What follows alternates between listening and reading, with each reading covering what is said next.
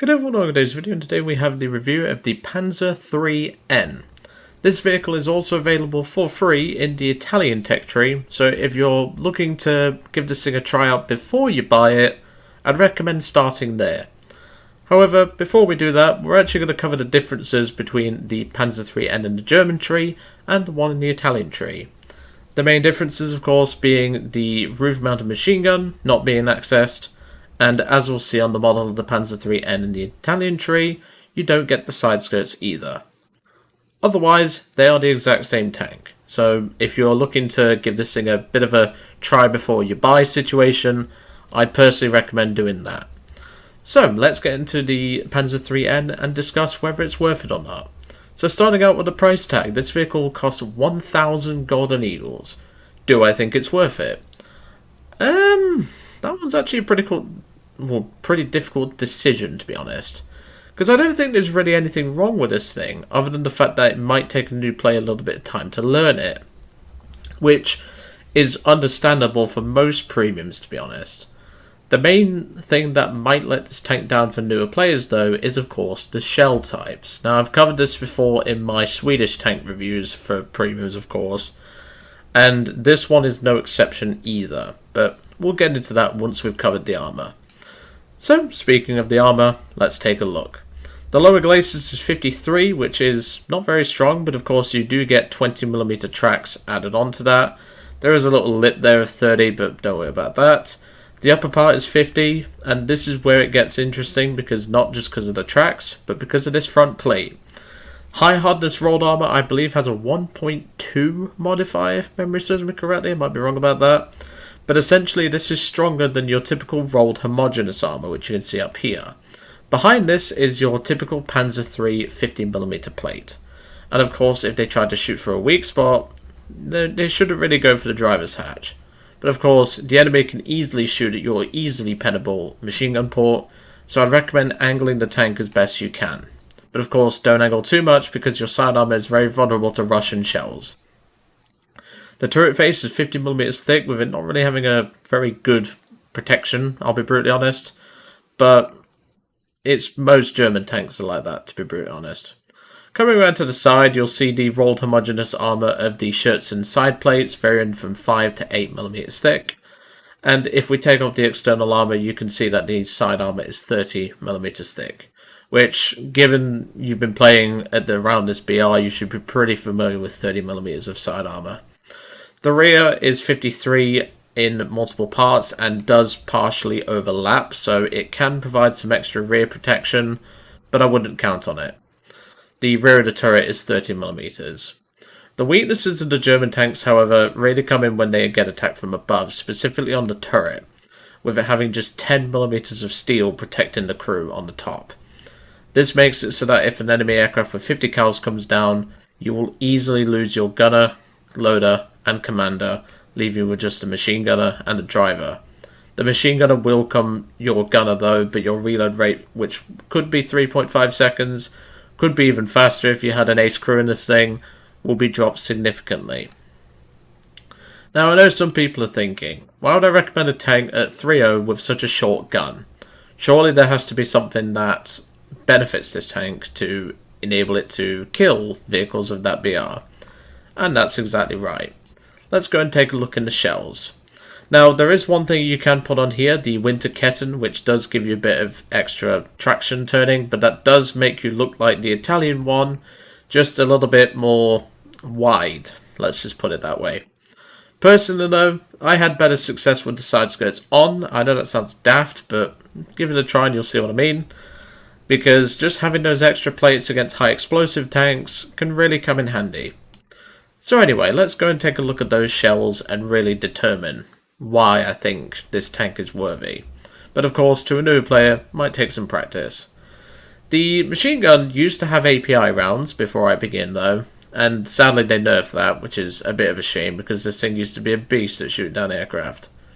But either way, the stock shell of this tank is the I'm not even going to attempt to pronounce that. I'm British, I'm not bloody German, but I'm sure Bertie or one of the fellow Germans that watch the channel can explain how the hell you say that.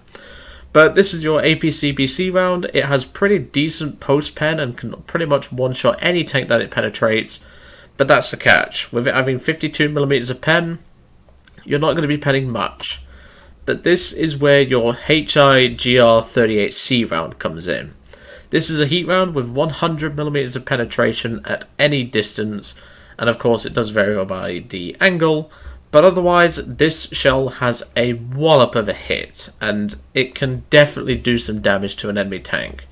Now it won't always lol pen everything, so just bear that in mind, but this shell definitely does pack a punch. Whilst it won't one-shot every tank, this thing can also overpressure many tanks, meaning you don't have to carry high explosive rounds. This does the job of that just as well. You do also get access to smoke shells, which I do recommend using, and of course you do have access to smoke grenades as well.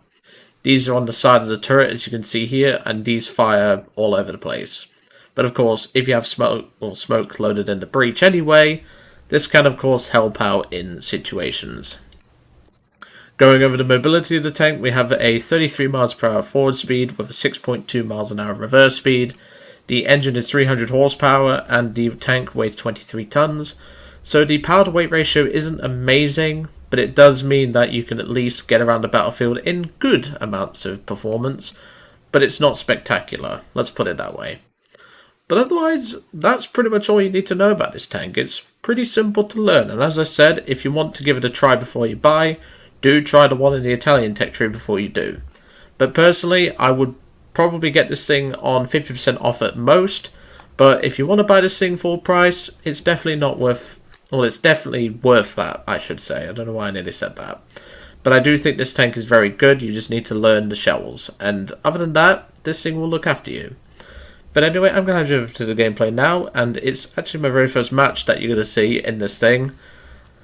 And you're going to see just what this thing can do, and, well, hopefully you might learn a thing or two whilst watching the gameplay. But anyway, I'll leave you all to it, and I will see you all on the next one.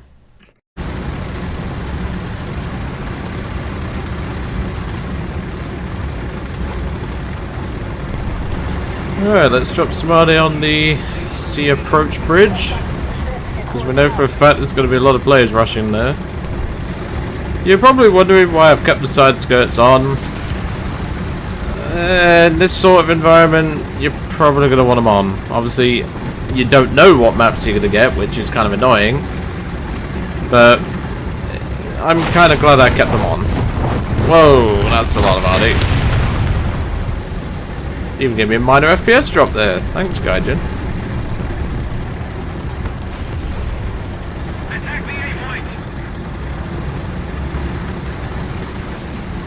I can hear a... yeah, Bofors. Oh, you're going to want to move, buddy, because I've got armour to take that. Commander driver. Obviously, the heat doesn't have as good post-penetration damage, but it does have the penetration, which is what you're going to need. Especially given that you're using a... what is essentially a 1-3 gun at 3.0. I'm surprised he penned there. Oh, he went for machine gun port. Smart. Smart play, sir. That was a very quick reaction on your part.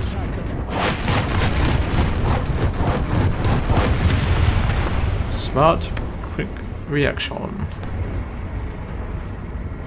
Oh shit, there's a fucking Sherman behind me. I'm dead. There's nothing I can do here. I mean, you can take the hit for me. That helps, but I'm not going to be reloaded by the time... well, not reloaded. I thought I wouldn't get my engine up in time, but clearly I did. Now, I've never been hit in the front of a late model Panzer III by a 105 Sherman, so I don't know if this armor is going to be able to take the hit.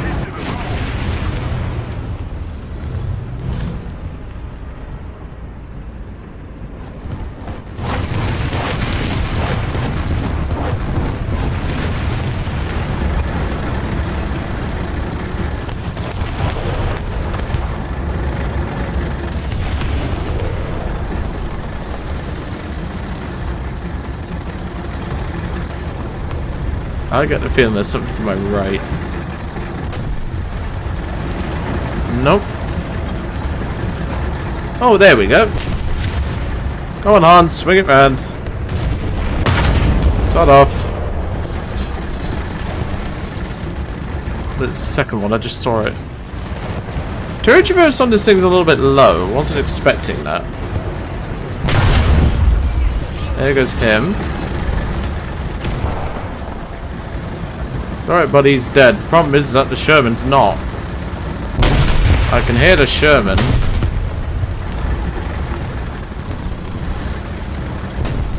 Ah, I couldn't get the gun round. Dude, can you not hear it? That is the sound of impending death! Luckily, I'm quick on the trigger. Thank God for that. Right, we've got rubble on the back of the track. That's not helping. The enemy is winning. We've got to counterattack. Alright, I think I can hear him. So I'm guessing he's gone round the right. We might be able to use this cut through.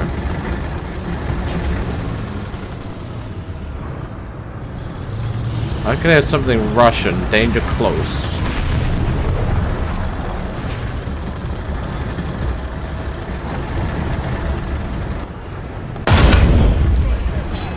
Okay.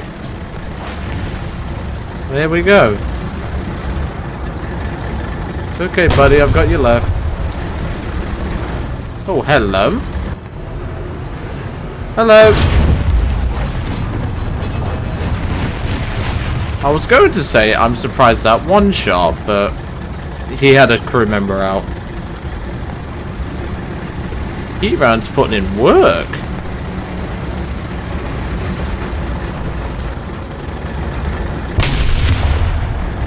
One thing I would like to see Gaijin add though is like instead of putting on your winter kitten or whatever. Oh shit! Hold up, teammate behind you. I don't know what happened with that shell, but I'm going to ready an AP round, I think. It's about time to use some. I didn't just bring this for show and tell, you know? Comments below. Who's old enough to remember show and tell? Or is my younger audience still, you know, younger than me? Oh, that one hurt.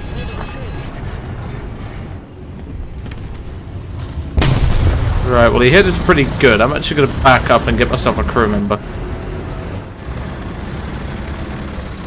Let's grab ourselves a crew member. Let's mark it for the team. He's gone down there. There's something else at the end there. I think it's a Stridswagen. Alright, Pete's first truck is not helping here. Once I'm repaired, well I've got my crew member back and I'll take the hits for him.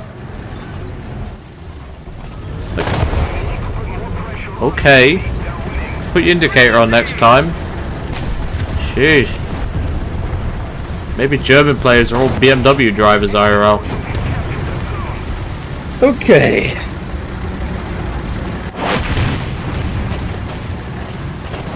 Let's see if we can't flank round. It's the Saab, okay, that's fine. He definitely had the heat. Right, we're not going to be able to pen him with AP, I don't think. We could try machine gun port, maybe?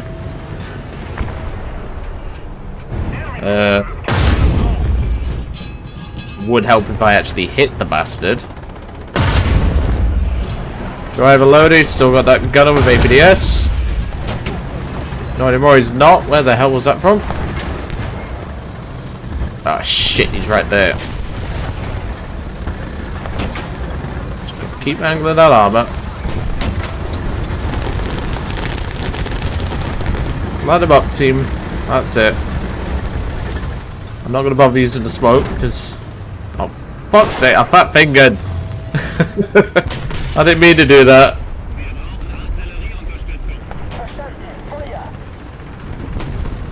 Shit, right. We're okay. I think.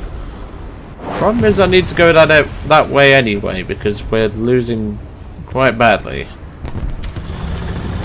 What I'm going to do is I'm going to do an old Panzer trick. You used to do this in the IS tanks. Oh shit, there's an alien.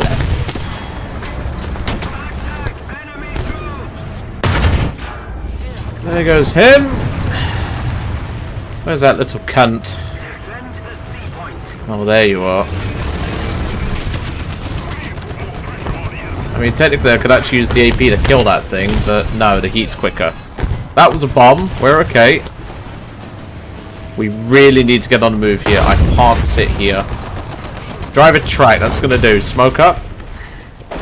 That's going to have to do. We have to push that B point. And if we don't do it now, we're never going to get the chance. Let's go.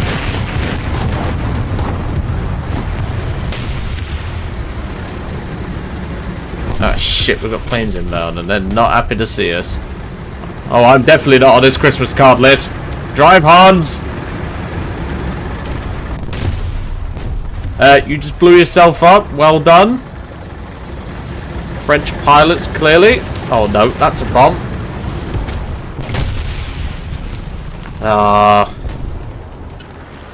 Well, that's certainly what that thing can do. Whilst it isn't the most forgiving, it can... Well, I say that. Like, the gun can be a little bit inconsistent. It depends on the matchmaking you get. But otherwise, perfectly acceptable tank.